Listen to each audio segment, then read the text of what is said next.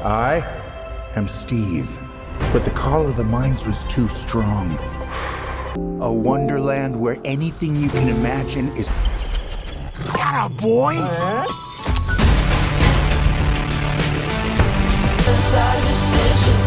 One more thing you need to know. Steve spent his childhood dreaming of becoming a miner, but an old man always stopped him. Decades later, he lives an empty life as a door-handle salesman. One day, his lunch reminds him of mining, so he returns to his hometown, confronts the old man, dodges his attack, and finally enters the mine. Steve happily mines for hours and discovers two glowing artifacts. When combined, they open a portal to another dimension called the Overworld. Steve is instantly fascinated by this world of blocks, where night comes every 20 minutes and everything can be shaped into anything, including a wool house. During the day the world is peaceful, but at night zombies force Steve to hide indoors. One morning, Steve tames an aggressive wolf by feeding it a bone and names it Dennis. Years pass as Steve and Dennis travel the land and build incredible structures. Eventually, they find ancient ruins and repair them with a missing block, opening a new portal to the Nether. This world has no creativity, only piglins obsessed with gold, led by the evil sorceress Malgosa, who seeks the Orb of Dominance. Steve's artifact is the orb, so Malgosa steals it and imprisons Steve and Dennis. Dennis escapes with the keys, and together they recover the orb. Steve sends Dennis to hide it in the real world, but piglins pursue them. The piglins retreat when sunlight turns them into zombies, but Dennis loses his collar and drops the orb, causing it to split and close the portal. Dennis is trapped in the real world. Years later, Garrett runs a failing retro game store in a small town in Idaho. Once an arcade champion, he clings to his past glory and faces eviction. Hoping to find something valuable, he buys a storage unit rumored to contain a rare Atari Cosmos, but the box is empty. Angry, he wrecks the unit, unaware that orb fragments fall out. His troubles worsen when his car breaks down on the way home. Meanwhile, siblings Natalie and Henry move to town to honor their late mother's wish. Dawn, a real estate agent who dreams of opening a petting zoo, gives them their house keys. Natalie works at a potato chip factory and makes their mother's pizza for Henry to help him make friends at school. Henry visits Garrett's store and asks for advice. Garrett takes Henry's pizza as payment and gives confusing motivation, but mentions teamwork. At school, Henry's creativity gets him in trouble when he draws a banana with a jetpack instead of a still life. Mocked by classmates, Henry builds a real jetpack and tests it on a skeleton. It works briefly but crashes into the potato chip factory, knocking a giant potato statue into the river. The vice principal threatens to expel Henry. Instead of calling Natalie, Henry hires Garrett to pretend to be his uncle, which works. Back at the store, Henry throws away his notebook in frustration and notices the strange artifacts. Despite a warning note, he combines them, activating the orb. Natalie and Dawn search for Henry and track his phone to the local mine. Garrett and Henry enter the mine and discover the glowing portal, just as Natalie and Dawn arrive. The orb connects to the portal and pulls Henry in. The others are dragged along into the overworld, where they are stunned by its beauty. In the Nether, Malgosa senses the orb's return and frees Steve from prison, ordering him to retrieve it. She threatens Dennis using his lost collar. Back in the overworld, night falls and skeletons riding spiders attack. Garrett falls into a hole, separating him from the others. As chaos spreads, Henry discovers that trees can be broken into blocks, realizing he can use them to build and survive. He immediately grabs more blocks and starts stacking them to build a shelter, not realizing the orb is left outside. Meanwhile, inside the hole, Garrett finds an abandoned shovel and digs frantically as skeletons shoot arrows from above. He sees an open area at the tunnel's end and runs to a second hole leading back to the surface. Suddenly, a creeper startles him, and Garrett punches it. It glows briefly then explodes, sending him flying. He runs as skeletons and zombies chase him but stops to grab the orb. An arrow hits the orb, breaking a piece and making the portal disappear. Garrett takes the remaining piece and runs to Henry's building, but there is no door. While fighting a zombie, another monster appears on the roof, and the group pushes it off. Zombies surround Garrett, so Henry opens a hole and pulls him in. A creeper explodes near the building, damaging the wall. The group runs to the roof and hides as the horde approaches. Steve arrives, strikes a zombie with an axe, and throws it off the building. Using fast combat moves, he kills most enemies before the sun rises, burning the remaining ones. Steve explains they cannot go home without both orb pieces. The only way is the dangerous woodland mansion. He offers to help them return if they pay with the orb, and the group agrees. In the Nether, Malgaza suspects Steve's betrayal and orders General Chungus to hunt the heroes, giving him a potion to walk safely under the sun. Back in the Overworld, Steve brings the group to Midport Village for gear, revealing he built most of it and introducing the Iron Giant Protector. He shows them how to cook chicken with lava, and Garrett shows off by biting a hot piece. Natalie urges haste, but Steve wants Henry to explore his creativity. Frustrated, Natalie says it's useless in the real world, making Henry upset. He hides in a shop. Steve shows Henry and Garrett cool items, including weapons and armor. Garrett finds a teleporting pearl and accidentally uses it, appearing at a doorway. Steve teaches them crafting. Garrett makes heavier nunchucks, Henry a totem. Garrett asks about treasure, and Steve explains the mines are risky. Garrett insists on going, or he won't give the orb. Chungus and his troops arrive on ghasts, destroying everything and turning villagers into chickens. Steve prepares to fight, but Garrett tries to show off, knocking Steve out. Chungus beats Garrett, while Henry knocks Piglins down with a spinning top launcher. Dawn and Natalie join with farming tools, defeating enemies skillfully. Garrett continues to struggle, and Chungus nearly captures him, but an iron golem sends Chungus flying. Ghasts fire, burning the village. Steve drags Henry and Garrett to safety, while Natalie is blocked by flames. Dawn says they can reunite later at the mansion.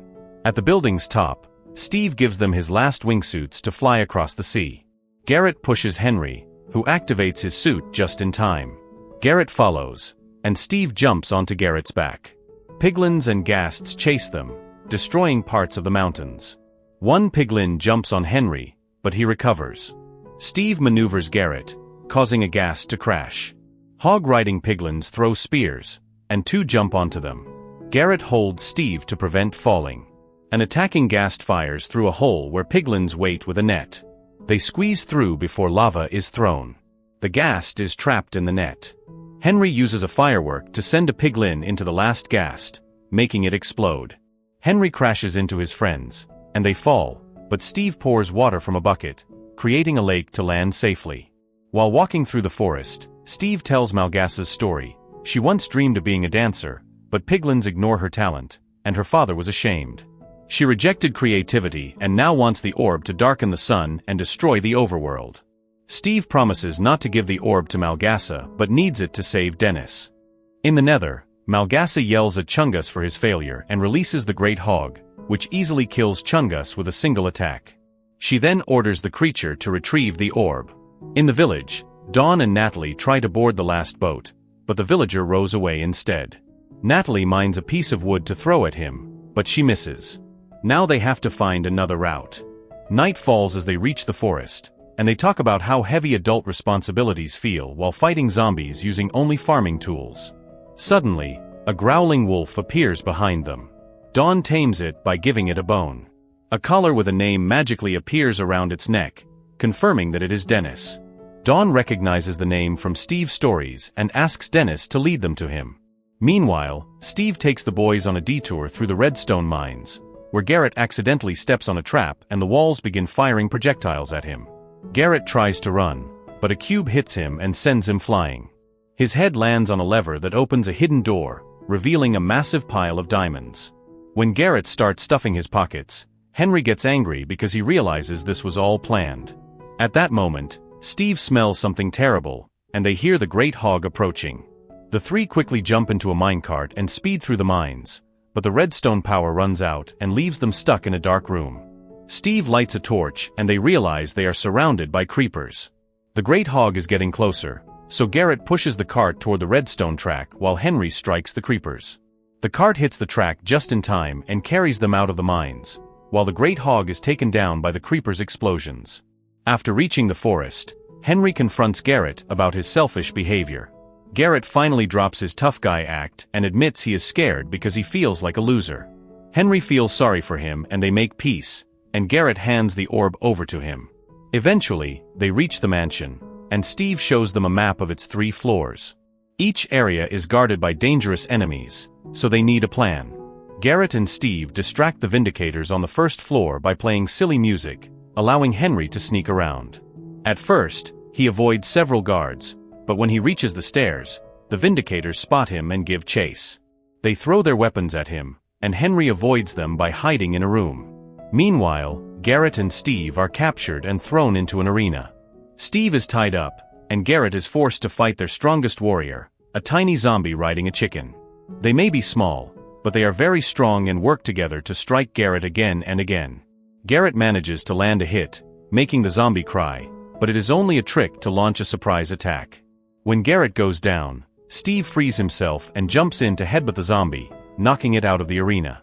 Back with Henry, he searches the chests in the room and uses some materials to craft a diamond axe. After searching longer, he also finds a replacement artifact for the orb. At that moment, an Enderman appears and uses its power to hypnotize Henry, making him see visions of all his friends insulting him. When the fake Garrett burns his notebook, Henry snaps out of it and attacks the Enderman with his axe. The creature keeps teleporting away, but Henry does not give up and keeps striking it until it finally dies, leaving behind a pearl. Henry then mines through the floor and jumps down to reach the arena. The 3 friends run out of the mansion together, only to be surrounded by Malgosa and her army riding ghasts. She uses magic to pull the orb from Henry's bag and flies away, while piglins leap onto the bridge with dynamite. Garrett throws Henry onto one of the ghasts, causing the piglins to fall. Steve places a slime block and bounces on it to reach Henry. Before Garrett can do the same, another ghast blocks his path. He tells Steve and Henry to leave without him and starts fighting the enemies until the bridge explodes. The blast damages all the ghasts and sends the boys crashing to the ground. Sometime later, Steve wakes up and happily finds Dennis licking his face. It turns out he and Henry were rescued by Dawn and Natalie, who are keeping them safe in a mushroom hut. Natalie apologizes to Henry for what she said, and they reconcile. Meanwhile, Malgasa places the orb on top of the nether portal, which fires a laser beam that covers the sun. Now enemies can roam freely, and piglins can enter the overworld. In the village, the group sees the darkness and prepares to fight by crafting all of Henry's best ideas. Natalie crafts a diamond sword, while Dawn takes down several skeletons with a large explosion and tames more wolves. When the piglins launch their attack, Henry activates multiple iron golems whose strength easily overwhelms them. The golem leader is upgraded with special boots that allow it to move quickly and defeat several enemies at once. Henry and Natalie join the fight, so Malgosa decides to release a new great hog. While the golem leader battles the hog, Steve puts on his diamond armor and goes after Malgosa. Unfortunately, his big attack misses, and Malgosa destroys his armor with magic. Steve then throws eggs, which hatch into chickens that bite her. The golem leader is defeated by the great hog, so the group must act fast. Henry shoots the pearl to the top of the portal and is instantly teleported there. As the great hog is about to kill Natalie, Dawn arrives with Dennis and a whole pack of wolves that leap onto the hog to hold it back. Sadly, the hog is stronger and pushes them away before firing a beam at the portal, causing Henry to fall before he can reach the orb. At that moment, Garrett appears riding a ghast and rescues Henry at the last second. Henry then uses a spear to stab the ghast, making it fire fireballs at the portal. The structure begins to collapse and the orb stops working, allowing the sun to rise again. The sunlight burns the monsters, and the piglins turn into zombies. The great hog picks up the orb, only to be suddenly defeated by the golem leader with a powerful attack. The orb falls once more, and this time Natalie catches it. Malgosa has no power left, and Steve easily defeats her, but he chooses to spare her so she can learn to survive through creativity.